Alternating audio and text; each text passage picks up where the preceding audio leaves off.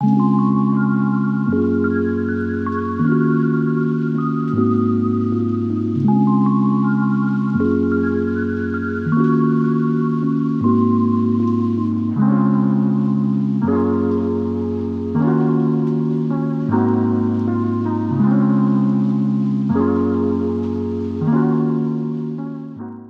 to Crushgasm, the podcast dedicated to the highs and lows of crushes. From their first to their worst, we're going to cover them all with a cascade of characters, including our guest today, a constant creator, Ken, AKA MrGentleman, an entrepreneur, promoter, and podcaster who is here to talk not only about his shows, Mr. Gentleman Lifestyle and the premiere Boyz, but also his 80s TV crush on Rudy Huxtable, AKA Keshia Knight Pulliam.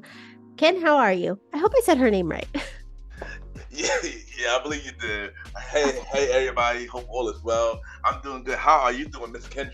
I'm good. We have two Kens today. Have you seen the Barbie movie yet? No, I have not. I was waiting for somebody to mention the Ken the dog. Luckily, I had not heard that the whole weekend. I got lucky for that joke. Well, I mean, a lot of puns for it. Yeah, but I had not seen the Barbie movie. I heard it's really good. So now I'm gonna be a little bit more intrigued to want to see it now. Well, I'm gonna spoil it a little. The Kens were my favorite part. I heard. Ryan was really funny doing the Ken. He was really good as, I guess, the main Ken, but then all the other Kens were great too. They had great musical numbers, a lot of puns with our name, the Kenergy, the Kingdom, the Work Enough. You know, it's a lot of cool Ken things. So I hope the merch comes out for our name. Well, you know, it's proud to be a Ken, so shout out to the Kens. Yes.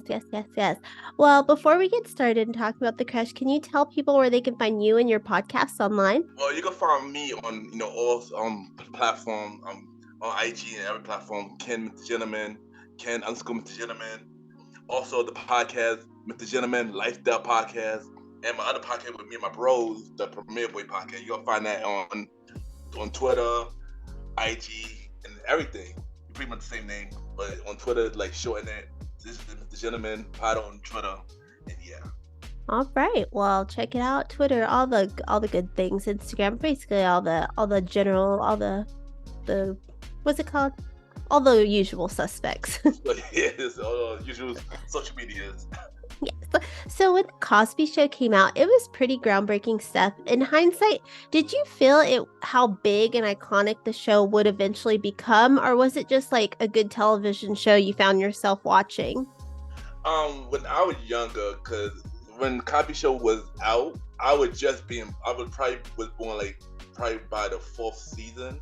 I was born in 1987, so at the time, I didn't know it would be a big deal as it is now. At the time, it was just a good show to watch. Yeah, it's hard to tell, like, when you're little, it's going to be that iconic, like you're watching Married with Children with your parents or The Simpsons, and it's just a good show. You don't think like, oh, this is groundbreaking television. Of course, you're like 5 years old. You're not thinking like a TV critic at the time, right? Exactly. I really didn't know that it was going to be a big deal until the show ended and then started playing reruns. And that when I realized, yeah, this is a big deal, especially when they had that reunion show like years later on NBC. I was like, yeah, this is a really big deal. So how old were you when you started watching The Cosby Show? Because you were born mid-run, as I was as well, 87. Yeah, shout out to the 87.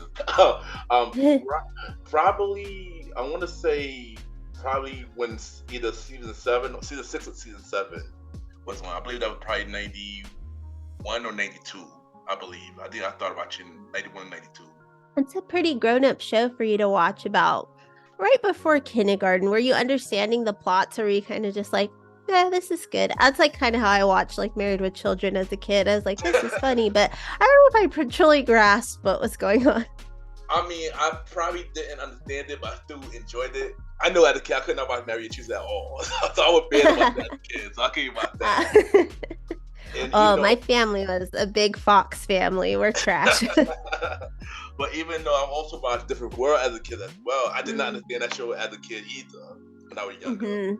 But Cosby, of course, was more easier because it was a family-based show, so it wasn't really bad. And it was like, and every family could relate to that show. It was a good show.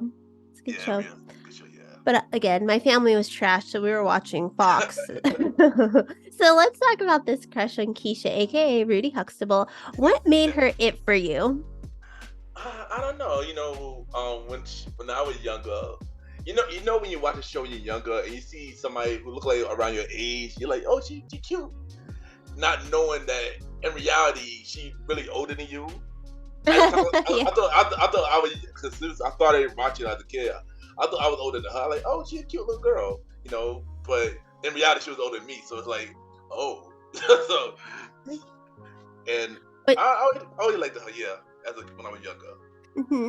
And she kind of had this like very all-American feel to her. Like I think the same reasons Boyz like singer-songwriter William Henson, who we had on the show, he was swept away by Topanga from Boy Meets World in the 90s because of that.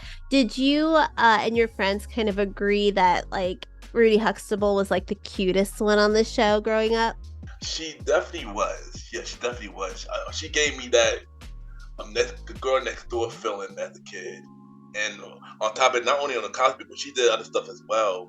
Like when I used to watch this movie called Polly, that was on Disney or ABC. We had Disney when I was younger, which should be on Disney Plus now. And I don't know why not. And other stuff, she was in Last Dragon too. So I always was a fan of her, not only just on Cosby, but on other stuff she was doing as well. Well, I asked why she's your favorite because this show was stacked with so many crushable female characters. You had Lisa Bonet's Denise, Tempest Vanessa, and even Dre from Masturbators, his number one when he came on the show, Felicia Rashad as the matriarch. So what made you like overlook them and go towards Rudy? Because I gotta say, Lisa Bonet on that show for me, oh, gorgeous. Oh no, of course, Lisa Bonet is definitely a really beautiful woman. I agree with that. But I guess it was more because of Rudy was probably closer to my age, so it's like maybe I should go for that one, That comes up a lot here, actually. Like whether or not your crush. Like as a kid, we just talked to Mallory Kirsten about her Tiger Beat crush, which was on Zach Hansen. If you remember Hansen Mbop, he was the drummer.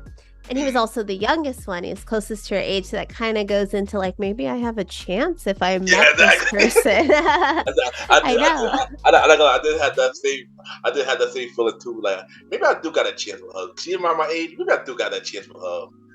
Even though in reality, she was a bit older. Yeah, she was a bit older. She's 44 now. So only not that much older, though, because we just turned 36. She's, I think, 44, 45. So it wasn't that crazy. Yeah, but even though in reality, I still don't got a chance because she married with kids, but it is what it is. You never know.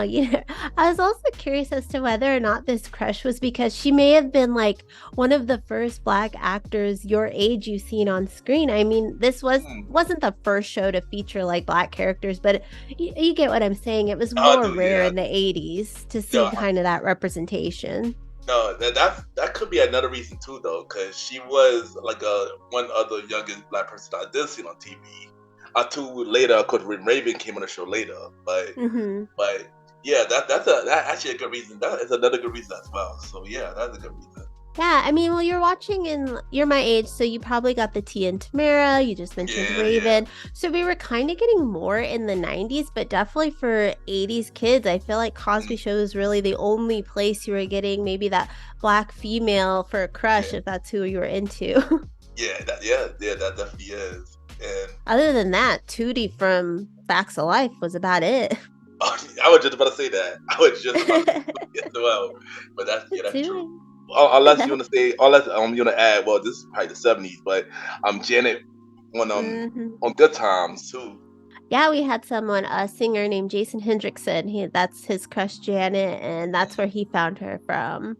Watching her there, and then watching her through the 80s evolve, obviously, into a grand woman. It really. Shout out to Janet, a Taurus. Shout out to her. Are you a Taurus as well? Yes, I am a Taurus, yes. When's your birthday? May 17th. I'm April 24th. I'm a little bit older. You Team Taurus? Oh, shout out Team Taurus. Our parents met and consummated around the same time. That's a fact. So you did mention this other Disney movie, Polly, which was, I believe, like a Pollyanna type movie, and it was her and Felicia Rashad. She brought her mom over to that. Yes. So not on Disney Plus. Yeah. But she had part 1 and part 2. Part 1, of course, was Polly, and then part 2 was Polly, She Coming Home. And both of them was played. One of them would play on ABC in the 90s. I had the VHS, so I used to play that tape until the tape broke. Oh. And then my aunt had part 2, which I didn't know they had part 2 until like probably in 96, because it came out in 1991. And I'm upset that it's not on Disney Plus. I've been trying to get it on Disney. I've been trying to hit up Disney, like, yo, add it on Disney Plus, because we need this movie on Disney Plus. And because a lot of people never seen it. I had never heard of it. It's just flew under my radar for sure. So did you what was about that character? Was it just that it was like Keshia that you liked the movie, or was there something about her character in that? Keshia was one of the reasons. Of course, the legend Felicia Rashad, of course, is on there. Shout out to Dre. Shout out to Dre for to be this. That's a good Dre. And that the movie as a whole, it's like a lot of it's a black movie, so it's like it brought a lot to the culture, and it's one of those movies that people feel like they need to watch this generation, because it's an amazing movie, and I'm pretty sure a lot of people like it. If it was like ways to watch it, only way you can watch it now is on YouTube. And that VHS that you have somewhere, maybe still. Hopefully. Nah, it's broke. Recipe to that tape. I know, it sucks when they would get stuck in the VCR. My mom would get so mad. Yeah, that's the worst.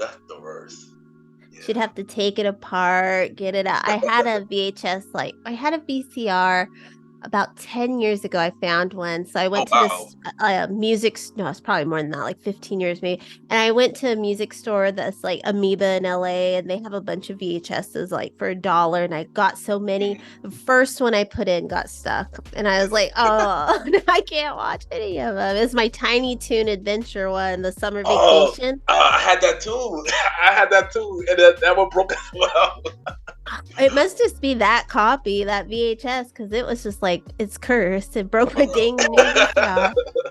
I wish I could get a VCR again. I have so many. We have, like, my husband does a 90s podcast, so we have a bunch of VHSs for his background, and I'm like, I wish I could watch them, because like you said, media is like, if you don't have a physical copy and they're not streaming, it's hard to find.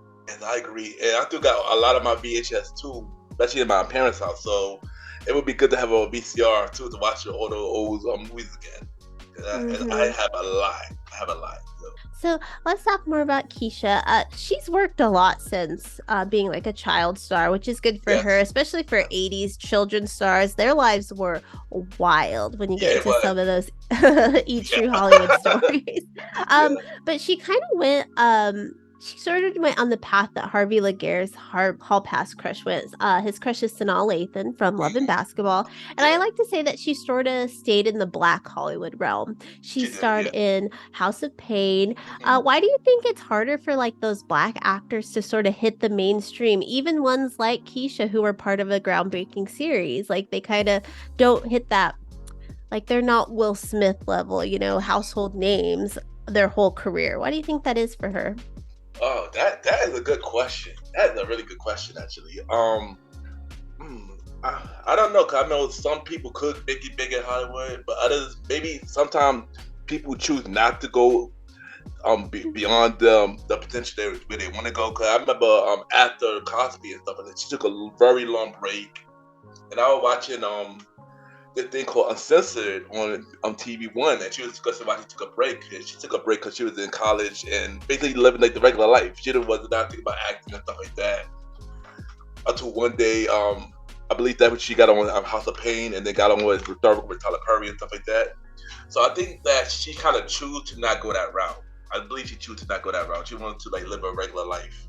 Mhm. It That's just, what Harvey said. It's more like a choice, and yeah, maybe like saying, like you mentioned, like that poly or like being good for the culture. Maybe mm, being like Black Hollywood famous. That's what she wants that yeah, level because she's still good. It's like Will Smith can't walk down the street yeah. without Because being bombarded.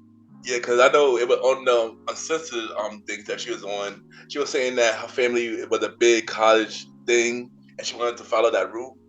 And it's just that most like after she graduated from college, she wanted to try acting again, but never. I guess never to the big amount as as a be big in Hollywood and stuff like that. But still do roles. That's interesting. Like college, yeah. A lot of them, Yeah, I feel like you either if you're like a child star in the 80s, you took that break, that much needed break, and yeah. you could come back, or you went crazy. Like Kimmy Gibbler from Full House, I read Oh yeah. her memoir, and she to after Full House, she went to school, she traveled abroad, she worked at the college, I believe, and then Mm, Fuller House kind of brought her back, and now she's doing more, but kind of what did I say? Keshia though, she not only did House of Pain, she does those Lifetime yeah, original Lifetime. Yeah, movies, yeah, yeah, yeah, yeah, yeah. which she doesn't do the wild ones. Like back in the day, they were all like, "I'm getting beat by my husband," or "My Yeah, husband's having an affair." She does like the lighthearted ones. I feel like yeah, Lifetime's changed it around. yeah. Do you Also, check those out? Um, I'm not gonna lie. Sometimes I do. Sometimes I do. Especially during the Christmas holiday. And she's done a couple of those Christmas Lifetime Christmas movies as well. A lot of times it's an instant channel when it comes to the movies. And I do sometimes check it out every here and there. If I see one interesting, I watch it. Even the one that she was on, I saw a couple of one that she was on. I forgot the title called, but it was pretty interesting when I watched it. Yeah, a lot of the Lifetimes really become like Yeah, the Christmas movie mecca. yeah, it really does. And she There's even even done. like, oh, go ahead. Oh, no, I said she even done one with her husband as well. Oh, is But that how they met? yeah, that's how they met. Yeah, that's how they met. I was gonna say there's actually like a Christmas convention where a lot of the stars of those like Lifetime movies like gather and like because it has such a big fan base, I guess. Mm. Oh wow, that's dope. So I don't know if she's gonna be there, but the same company does 90s Con, and so I get a lot of their emails. So Mm. Christmas Con, 90s Con. So if I ever see her name pop up, I'll let you know. Maybe you Oh, could check it out. Go oh, meet her. that'd be dope. That'd be dope. That'd be dope. So around here, a lot of crushes, they come from our past, and we sort of talked about this earlier.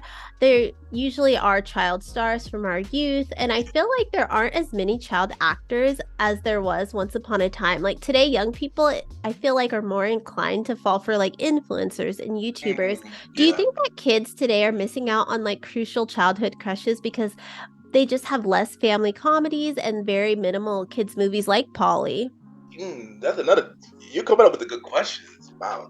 Um, that. I didn't think about that, but I think that might be the case because it's not really a lot of big child stars as it once was when we were growing up. I Mm-hmm. mean, the only way to really find them is possibly watch on Disney or watch on Nickelodeon because they do got some kids show that people can watch. But yeah, not much. I don't think it's not. Yeah, I don't think it's not much as it once was when we were growing up. That's a good Yeah, question. because think about like when we were little, you had Tia and Tamara, like Yeah, they yeah, were they were like the stars of a show, and then they went on to do like Twitches. You had yeah, Jonathan Taylor Thomas yeah. owning the box office, just like Macaulay Culkin. You don't see a lot of kid stars like taking control of the box office anymore. It is all mostly because it's all Marvel movies and Yeah, remakes and stuff. yeah, that's another thing. Yeah, it's not no original franchise like it used to be anymore. But that that's really true. that's why I think Barbie is doing so well. It's like it's not that original because it is based on Barbie, but Yeah, it's finally something that's not Marvel or a Disney live action. Although Little Mermaid was great, but oh, yeah. yeah, yeah. Did you check out Little Mermaid? I did Solo the Mermaid. It was really good. It was really. I liked it. I liked it. For the live actions, which have been dismal, like abysmal for me, that one Mm. was really good. Yeah, only two live action that I really liked is Little Mermaid was one of them, and people have mixed feelings about this one, but I did like the Aladdin. Aladdin did better than Really? it did better than I expected. It did better than I I got expected. I got like 5-10 minutes in on a plane, and I thought, if this plane goes down, this isn't how I want to die watching this movie. So I think I switched to Little Giants or some Diane Keaton movie at that Well, Little Giants is a classic too, though. That's a classic. I mean, talk about a childhood crush. That Devon Sawa, Junior Floyd. Oh my God. So we have reached the part of the interview where we get to talk about our crush and like our fantasies get to fly free. So in a dream scenario, Keshia's not married with kids, you're single, ready to mingle, and you meet and you hit it off. What do you think your lives would be like together? Probably live happy ever after. I probably do the same thing. I probably be doing my podcast. She doing her thing, and that would be probably living on an island somewhere. That'd be really tough. Oh, God, island dream. Maybe she could help you get Polly. On streaming. That's true too. That's really true too. Or hopefully she has a copy. No, that's for real. I hope so too. You should tweet at her, be like, "Hey, do you have a copy? Maybe you could burn a DVD, send me." Like the Gentle Disney. Don't get in trouble pirating. So now it's time to talk more about what you have going on and what you're doing in the podcast realm. So we're going to start with your show, Mr. Gentleman. About 200 episodes in now, about when this comes out. You're getting close. But when did you start to get the inkling to start your own show and do this? So there's a funny story about that. So in 2018, I wanted to do a podcast show, but growing up, always had speech problems. Always would bully a lot and stuff like that. So I didn't have confidence to really want to do a show. So one day I was supposed to do a show with my friends. Originally, Premier Boy Podcast was supposed to come out first, originally. But, the things just wasn't together with that. So a couple of months later, a friend of mine, she started her podcast show and she told me about Anchor. Mm-hmm. So I'm like, okay. So I download Anchor and I was keep thinking for an idea for a show. But, I kept pushing it back. I was nervous, scared. I was like, a lot of things started to come to my head. Like, people not gonna listen and stuff like that. So this was September of 2018. October came, through pushing it back. November came, through pushing it back. I would plan to record. I'm like, no, I'm not ready yet. Push it back. January, I came up with the name, Mr. Gentleman, like that podcast. But through wasn't ready to record, so I pushed it back until a couple weeks later. One night in January 20th, I was doing club promoting, and I took a night off doing that. So I was like, you know what? I'm gonna do something. I'm finally gonna record this podcast show. So I started doing a podcast show, and I just basically just recorded it. And we see what happened. People listen. Next thing you know, I posted on social media, posted on Anchor, stuff like that. And I sent links to people, and then people hit me up saying, "Wow, you got a nice radio voice. Wow, I really like your show. Well, you got a podcast show? Wow!" And based on that, I started to really start doing more shows. Of course, there've been times where I wanted to give up and felt like things just wasn't going anywhere, but I just believed in myself, just kept going. And then 4 years later, going on 5, I doing the show. So, and now it became more of a bigger impact than it was when I first started. And as you were pushing it back, you kept pushing it back. Were you sort of going through what you wanted the show to be, ideas? Did you change the format, or what it is now, is that what you always thought it was going to be with the various topics and interviewing people? When I kept pushing it back, I already did not know what I was going to talk about, even at all. So I didn't. It was just something that at the time it was something I really wanted to do, but I didn't have no concrete ideas. So when I started the show, I didn't fully know what I was doing. I didn't know for a fact that I wanted friends that I know who have something going on for them to come on the show, and I want to talk to them about their brands and stuff like that. But I didn't have no concrete ideas of what else I was going to do at all. Until later, a lot more people started hitting me up, whether from people I didn't know, on the podcast and stuff like that. Started hitting me up, and they started going deep about their stories. It kind of helped me open up about my story and stories that I want to tell about myself on the show. and then just start creating like different spin-off show for my show. Cause many people ask me about many topics like music and old school stuff and dating. So I started making spin-off series for those shows under MrGentleman, and now I just been busy, been booking busy and doing a lot of stuff. And while doing the show, it also helped me with my social anxiety, it helped me with my confidence, it helped me with networking more. It did help me as a person to grow even more. So yeah.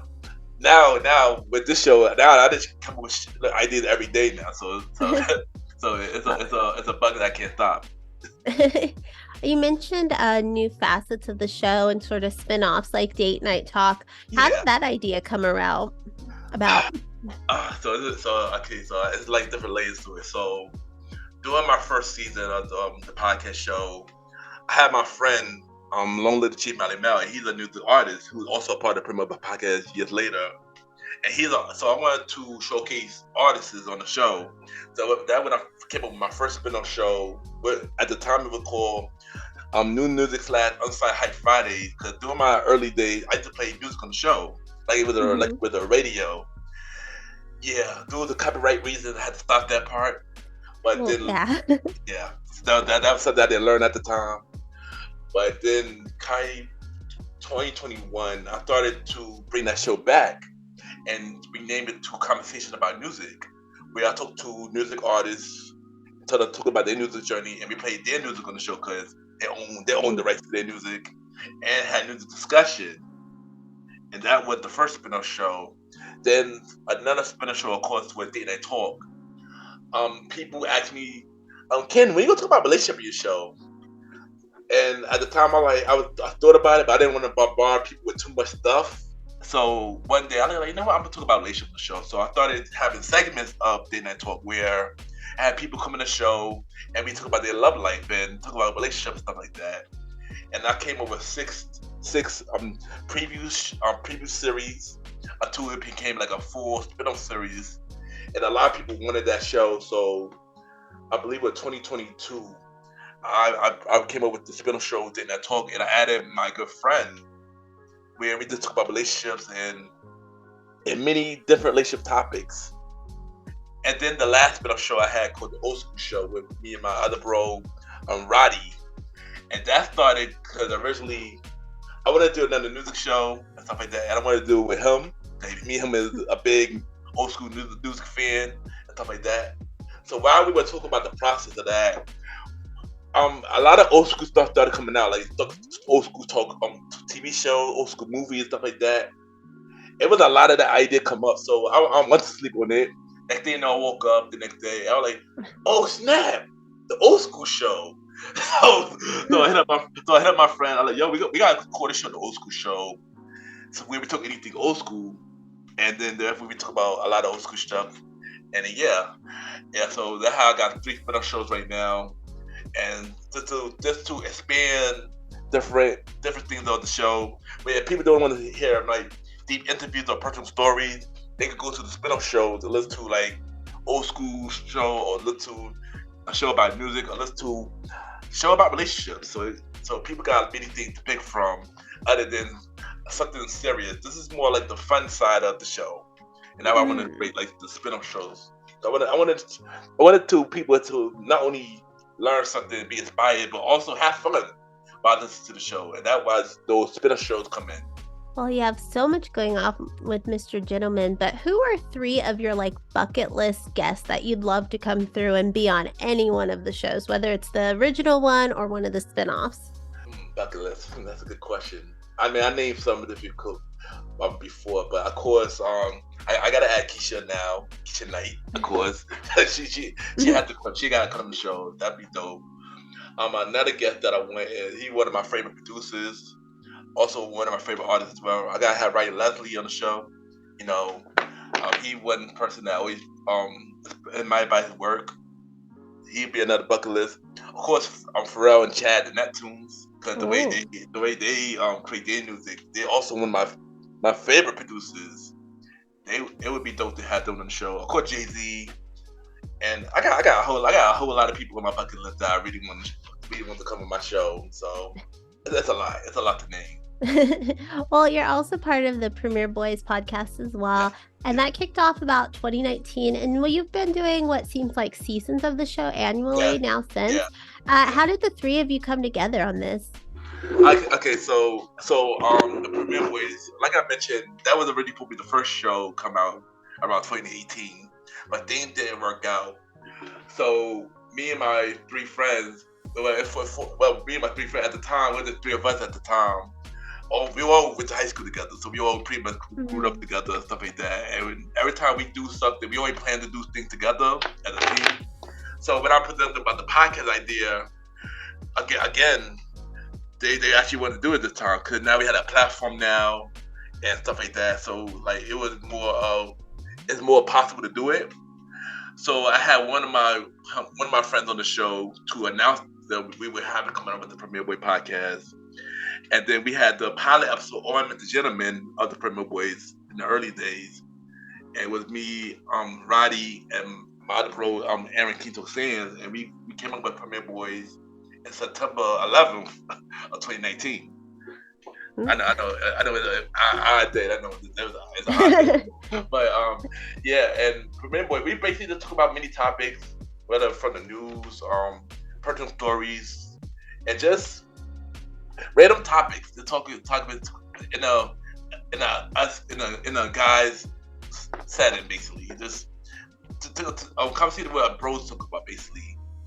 And then a year later, I had my other bro on the show, along with the Chief Molly Mel, who the neutral artist, he would add the show. So when with us four now, it's more complete. And let's just say this show is more raunchy than Gentleman. Yeah, it's a lot more raunchy. It's not for everybody, so we gotta say it's not for everybody. But yeah, but it's always a good show to do with your brothers. It's fun, it's fun. So yeah, the Premier Boys. Well, other than the Premier Boys being a little more raunchy than you get on MrGentleman, how do you approach the Premier Boys, like with co-hosts versus when you do your own show? When I do my own show, I got more creative freedom when I do my own show, and if things don't happen at play, I can always do my own show. So, I can schedule my own self, and that's how I can do MrGentleman. With Premier Boys, it's kind of hard because all of us is busy, and our schedule hard to always do to try to get together sometimes. So if one can make it, sometimes it just be us three, or we just can't do the show at all. So basically, with Premier Boys, this show that we can't do all the time is based on scheduling reasons and stuff like that. Plus, one of them is married now, one of them have a baby, so life happens too. So yeah, so stuff like that. So with myself, with my show, I can always work on it, even though cause I don't really got no co-hosts other than the spin-off shows. But I can always work on my show opposite than the Premier Boys. Mm-hmm. What's one of the most memorable conversations you three have had on the show? I know you say it can get raunchy, but I feel like when guys get together, they can also start to open up about some stuff. So have you had any memorable conversations? We got a couple. One where we had our one episode we had called R&B is Dead. Basically, where we talk about what's going on in the R&B scene. This was 2020 when we did this episode. And it was a really fun, insight episode. We also had one of our other friends who came on the show who we knew for a very long time, and she added a good conversation into that. Another conversation we had was, of course, was a deep episode called "This Is America," basically about everything that's going on at the time. It was a time where I forgot what shooting it was, but it was one of the time where of course, somebody who in our color got killed by the cops and stuff like that. So that was a really a really deep conversation and stuff like that. Even though a lot of our conversation is more funny based, we also have some deep conversation as well. We all got some deep conversation coming up in a future episode. So yeah, and yeah, the deep conversation is usually the best types of conversation that we have. It's hard as Black podcasters to not bring up those worldly events too. When you have a show like that, it's hard to ignore them, especially in 2020 when it felt so constant. Yeah, yeah, it was, yeah. It was hard. It's good you had someone that you could talk to too. I think that's what a good thing about podcasting, especially in 2020. A lot of podcasts came about in the last few years, but I think it's because we were all like alone and we just wanted Yeah, someone to talk to. that's true. And I feel like after that episode that we did that episode, that when our show really started picking up even more and where we really want to go with our show. 'Cause at the time, also with not only with Mr. Gentleman, but with Premier Boy, we didn't really have a vision on where we were trying to go with the show. It was pretty much I'm just happy to do a show with my brothers. And we didn't have no concrete vision, but it was always fun to do it with my brothers. No plan, but now you guys have a plan, right? Yes. So the kind of Maybe. So, yeah. are you planning on starting any other shows, or is this it for now? Or any other new spin-offs you have in the works? I actually do got a new spin-off in the works right now. It will be. I didn't announce it yet though. It's through in the works, but I know for a fact that it will be like a. Let's just say it will be like a late night version of Mr. Gentleman. It could be a late night version of Mr. Gentleman. It will be not really on podcast platform. It will be more on Patreon. I am working on Patreon page right now. It will be like a Patreon exclusive and stuff like that. So I do got a couple more spin-off shows in the works. I'm always working. I'm also a executive producer of my friend's show too, so I'm always doing something. I like to keep myself busy. I like to help others out as well, So that's just always been me. You're just busy. Yeah, I try. I try. Well, take a break just take a break every once in a while. You don't want to get burnt out. Yeah, I mean, I do have burnout moments too, and that is a fact. So I do take breaks. I do take breaks, but I know right now I'm on my no break mode right now. But I do take breaks. Well, take a break and go watch the Barbie movie and see your fellow Kens. I definitely is gonna watch the Barbie movie. I'm not gonna lie, I definitely is gonna watch the Barbie. Oh, and before we wrap up, can you remind people where they can find you and all your shows online? All right, so y'all can add me on social media, Ken_MrGentleman on all podcast on all social media platforms. Ken_MrGentleman. I repeat, Ken KEN_Mr. MR Gentleman GENTLEMAN. Also add the podcast page, Mr. Gentleman, like that podcast on IG, and the Premier Boy podcast on IG. Twitter is Mr. Gentleman Pod. Premier Boys is Mr. Gentleman. The Premier Boy Pod on Twitter. Y'all can check Mr. Gentleman Lifestyle Podcast every Sundays for the main series, every Thursdays for spin-off series Thursdays, where we have spin-off shows like A Conversation About Music Podcast every first Thursday at 12 p.m. Date Night Talk Podcast with myself and Miss Vanna B every second and third Thursday at 12 p.m. And the Old School Show with myself and the Star Riding Rod every fourth Thursday at 12 p.m. Also, y'all can check out the Premier Boy Podcast with myself, Aaron Keto San, the Star Riding Rod, and Long Live the Chief Mighty Mel every Wednesday at 12 p.m. And also check out the website, Mr. Gentleman Lifestyle Podcast website, www.realmrgentlemanlifestylepodcast.com. And thank you, Miss Kendra, for having me on the show. It was really fun, and yeah, I'm looking forward to doing it again. Well, Ken, thank you so much for taking the time to talk to me about your 80s TV crush and all the busy things you have going on. And everyone, you can find all of that information below. And until next time, as always, keep crushing it.